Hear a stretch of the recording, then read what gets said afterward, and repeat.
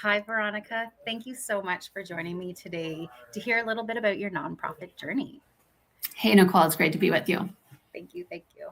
So, if you could please introduce yourself and tell us a bit about your nonprofit journey, what led you into this work, and what keeps you inspired today. I'd love to. So I'm Veronica LaFemina. I'm the CEO of LaFemina and Co. And we're an advisory firm that works with usually established nonprofits and foundations on both their strategic direction as an organization. How are we going to go forward in this work? Often that's facilitating important and maybe challenging conversations among boards and executive teams. And I also do a significant amount of training and coaching around what does it look like to lead change well in our sector. I came into this work after 20 plus years of working in and around nonprofits here in the United States. I sometimes joke that I was born into a family where like service is in our blood. I was going on service projects and involved with nonprofits from a very young age, thanks to the influence of my grandfather and my grandmother and my parents. That was just how we operated as a family. And so in my career, that has looked like working with nonprofits and the federal government and associations and corporations on change communications work, strategic communications. How do we help people pay attention to really important causes in our communities and our country worldwide? And then from there, I went in house to two different national nonprofits here in the US, focused on voluntary health related causes or disease specific causes. And in that work, I got really into the weeds about what does it take to make these big causes into a reality by ensuring that the people who power this work within an organization have what they need to advance the movement. And so I've done that as a communications executive at national organizations. I then moved into strategy work and a lot of internal change management work to say, we have these big, beautiful ideas. How do we make them so? And really from there have developed some of my work and frameworks around how do we make it easier to define our strategy successfully so that it's not just something that executives or folks up here understanding, but that our staff and supporters can really get it and get what we're trying to do. And then also saying, how do we equip leaders in purpose-driven organizations with the right kind of professional development, like knowledge and practice and support to be able to help people move through times of change. Whether that's transformation that we're proactively taking on as an organization, or it's change that's happening to us. While we are a very people-driven sector and we serve a lot of people, we're not always great at understanding people. Like, what do we actually need in times of change? And so I've spent a lot of, probably the past decade of my career saying there's got to be an easier way to do this. And there's so much good to be done and so much important work to be done.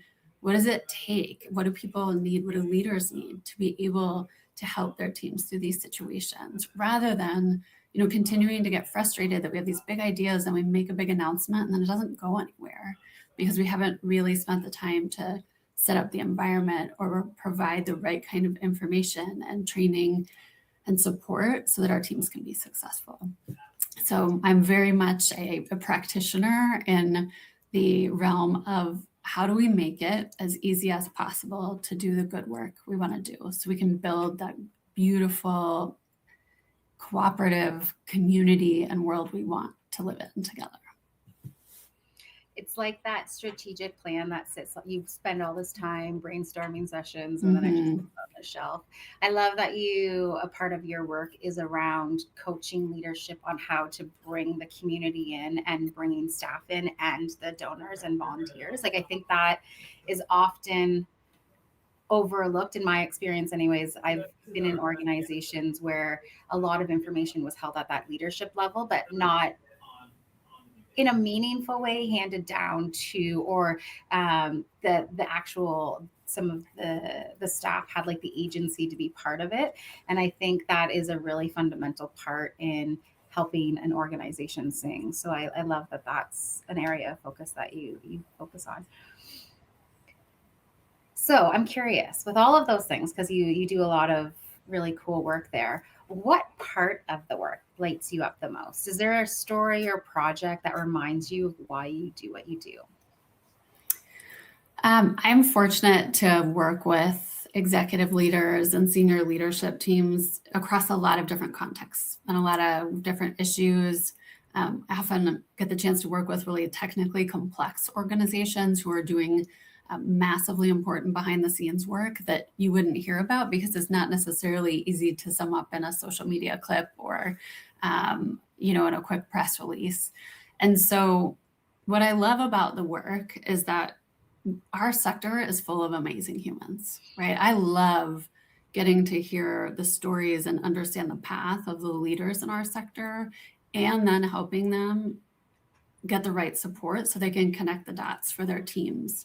I think you said something really important, Nicole, which is we need to find meaningful and productive ways to involve our teams and our communities. A lot of organizations, a lot of leaders I know want to do this, but there are ways where we may be trying to, but the effect is not what we're hoping to get out of the situation, right? We're trying to be transparent, but we're doing it in a way that's actually giving people more agita rather than like helping them come along or understand the most important parts of this, journey or change or moment for them. And so I really love being able to sit with leaders who've been at this work a while and to help them, have these kind of discovery moments of like, oh, that is a barrier for me and my team. How can we address it together? And watching them be able to take it on in a new way. Leadership is actually really lonely in this sector, right? There is a lot of content and information that kind of vilifies leaders in our sector and tells them all the ways they could be doing things better. But it's a hard job. No one's really telling you you're doing great. It can be lonely. You're navigating, ensuring your staff has what they need and ensuring the board has what they need. And so it's a role where there often isn't enough support to help leaders have those moments and think through, how do I want to handle this given the context of what's happening? And there's often not like kind of the right kind of professional development or support or content. There might be sort of general support on like managing people or how, coaching on how to be a good leader, but that doesn't always translate to what's the most effective way for us to do this together as an organization. And so for me, being able to see leaders who are already doing great work, they're conscientious, they want what's best for their teams, but they recognize like they don't have all the answers. And watching them get that support and then be able to translate it into having great conversations about, are expectations realistic? Are the plans we're making something that we can actually commit to? Are we willing to give ourselves the space and time to do things with more impact because we're not trying to meet an arbitrary 3 to 5 year, here's what we're going to accomplish? Are we planning well for our capacity and for what we do best as an organization? And so, I work so much in that upstream space. So then when I hear from leaders a year or two down the line and they're able to really like be so proud of the downstream, effectiveness and accomplishments and the way the team is working together, that for me is just the best part of the work, because it's not always easy to make the choice that we're going to invest in this, right? Whether we have funders who want to see immediate results or corporate partners who are looking for like impact they can share this year. Oftentimes we need more time. We need more space to really choose effectively where to head next.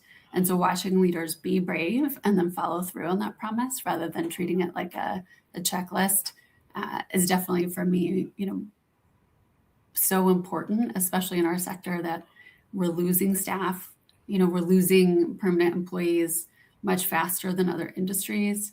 They're leaving for good. And so like, as we can develop better ways of working and really understanding like our people-powered sector and what that means to bring people through change instead of just expecting that a checklist is going to do the trick. Those all give me a lot of energy about what's possible and that we can choose more sustainable, more effective, better paths forward. Yeah, and I think a leader is really, they're the ones who really empower their staff and their teams as well. So when a leader finds their groove and can help amplify the work that their team is doing, it feels more collaborative. It feels like you can all actually celebrate the work that's being done together versus the siloed effect. And like you said, leaders very much have a tricky role and they are often siloed. And they have that power dynamic where they can't talk to their board because that's their boss, and they can't talk to their team because they're their boss. So it is a tricky space to be in. And I think having a coach or somebody that they can lean on, or somebody like yourself to actually troubleshoot and learn and actually see the unique things that they're naturally skilled at and some of the areas that they just need to take the time to do some training or some development spaces there. I just think it's so crucial for leadership, but for everybody in that space. And when leaders can see themselves and understand the importance of them getting that training, they would also pass that down to their teams as well. And I just think it benefits everybody when you have a strong leader in spaces like that. Yeah. Well, we talk a little bit about sandwich generation, like in our personal lives, right? People who may be raising kids and also supporting parents or family members who may be aging at the same time. And I think that's also true in some ways of the leaders right now in the nonprofit sector, which is maybe you didn't get everything you needed on the way up. It doesn't mean that you're not brilliant and smart and like creative and really good at this work. But it is okay to say, hey, there's more that we want to learn, or I need these skill sets for the time we're in now. And I want to make sure that my leadership team knows our role in making this possible so that we can move other change and transformation forward. You know, one of the quotes I use often in my trainings, it's a Leo Tolstoy quote that says, everyone thinks of changing the world, but no one thinks of changing himself. And that is a huge part of leadership and change work. But for all of us in the sector, which is, it's really easy to point and say, well, these are all the things that should be better, or you should be doing this. What takes a lot of commitment and bravery is to say, so what does that mean? If I want different results, what does it mean for me as a leader or a manager or as a member of this team, that I might need to change my way of working to make sure we can all get there together so we can win as a team, right? And really ensure that we're having the impact we want to have for the people we serve. And that takes a lot of courage sometimes to acknowledge and admit that. Yeah, I like that a lot. So, what's one challenge or shift you're currently navigating within the space that you specifically work in or across the sector? Is there an approach or support that you think would be helpful? I think one of the things that I notice, like, as someone who works a lot on upstream issues, is that in the time pressure we're in right now, right, and the realities of some of the ways that funding is shifting, we are still struggling with a little bit of like an individuality mentality with things, which is I have to, as a single organization or single leader, figure this out on my own. And that's not new, but the pressure on that feels even more so when competition for funding may feel harder, when we know that we don't have necessarily the capacity we need to deliver the programs we have, or when we're just responding to the reality of how society is changing and how the needs of the people we serve are changing. Because of that, I think it's really important for organizations to really get clear on their identity, right? So we talk a lot in our sector about everyone having their vision, mission, and values. But if we're honest with ourselves and one another, it's very possible to find a similar organization working on a similar cause to yours with very similar vision, mission, and values. What starts to get different is what is the role we play as an organization? Like, what's the specific way we show up here? And what does that mean for what we will do and won't do? going forward. The reason why that matters is it is really easy to get burned out and exhausted by trying to do all the things and be everything to everyone. But when we're clear on our identity, it both lets us know what we're great at and where we want to focus our energy. And it helps us know where should we partner? Where should we actually say, this belongs to this other organization who works in our space? It makes it easier, I think, to build community because we're not all trying to do all parts of the work. We're saying, actually, this organization has an amazing advocacy operation, and we want to make sure that, if there are coalitions being built, that they're at the table or leading that charge because they have those capabilities in-house. Whereas this organization may be great at doing on-the-ground, face-to-face work with the community we're serving. They may be great at hosting real conversations, at gathering useful information about what the community needs. And over here, this organization might be great at funding research or at putting more investment into bigger projects because they have that kind of funding structure, right? They might be a community foundation or something like that, where when everyone knows the role they play, it's a lot easier to work together as a team, right? Just like a sports team, when we know what position we're in, we know how to do well in that position. And I think from a mindset perspective, going from that feeling of being alone and having to be all things to everyone to instead being in this position where we say, I can play my position on the team really well, that opens up the kinds of conversations that we might not have had before with other nonprofit organizations, with foundations, with corporations who might be interested, right, in building that same kind of vision that we have. And it lets us use our energy a little bit more effectively too, rather than, continuing to think we need to do the same thing that everyone else is doing. Instead, we can say, okay, but what is the most important use of our time and energy? And that goes across the board, right? From what kind of programming, what kind of marketing and communications make sense, what kind of fundraising vehicles or kind of lines of fundraising we're looking to develop some capability in.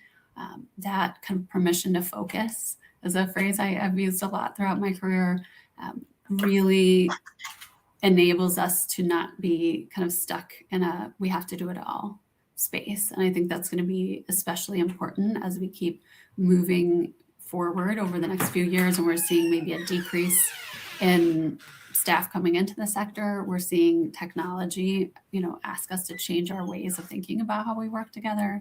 And so really getting clearer on that permission to focus on our identity and what we do best, I think is great for all of us as individuals, but also really helpful from an organizational strategy perspective as well. Yeah, I fully agree with that. I think it also gives us a little bit of opportunity to be okay to say no to things, because that has been very hard in so many organizations that I've worked in. Or it's like this fear of missing out or potential funding opportunity or partnership opportunity, and it's like it feels like it's almost mission creep, or like it's just stretching your team out that much further when they're already feeling crispy from burnout. And it's like it just gives you permission to say no and own what you do well. And I think it's going to be fundamental for organizations to start thinking that way with the current realities that we're in nonprofit, that you need to hone in on what you do well and then find the partners to support the other work. Yeah, I think there's going to be a lot of shifts happening over the next few years. So that piece is going to be crucial for sure. Yeah. And I think there's a lot of interesting tie-in with the nonprofit Hive. You've been a member for a while now. And I'm wondering if there's been like conversations or connections that you've had in the nonprofit Hive where it's given you kind of that opportunity to create those spaces, or has helped you shape different perspectives on the work that you're doing, and like you're not doing it alone. And I'm curious, have you had any of those experiences?